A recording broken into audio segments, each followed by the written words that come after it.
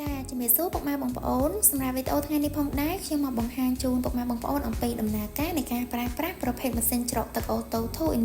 1សម្រាប់ម៉ាស៊ីនច្រកអូតូ 2 in 1គឺមានមុខងារពីរបងប្អូនដោយមុខងារទី1ធ្វើការច្រកទឹកដោយក្បាលច្រកទឹកមានរហូតដល់12ផងដែរចាហើយមុខងារទី2គឺធ្វើការចាអុកគម្របដបអូតូសម្រាប់ក្បាលអុកគម្របដបគឺមានចំនួន1ហើយតកតងនឹងការប្រើប្រាស់ប្រភេទម៉ាស៊ីនច្រកអូតូស្វ័យប្រវត្តិបែបនេះគឺចំណេញល្អខ្លាំងមែនទែនពុកម៉ែបងប្អូនគឺជួយដល់កិច្ចការងាររបស់ពុកម៉ែបងប្អូនបានរហ័សទាន់ពេលវេលាផងដែរទី1នោះគឺចំណេញកម្លាំងពលកម្មចាកាត់បន្ថយថ្លៃចំណាយ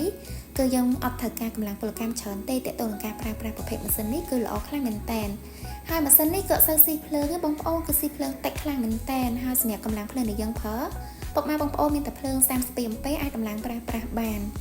ចឹងសម្រាប់ពុកម៉ែបងប្អូនដែលមានតម្រូវការចង់ដំឡើងចាជាប្រភេទម៉ាស៊ីនច្រកអូតូស្វ័យប្រវត្តិប្រភេទអូតូមីនីចា2 in 1អាចអ្នកត្រូវមកខាងក្រុមហ៊ុនយើងខ្ញុំបាន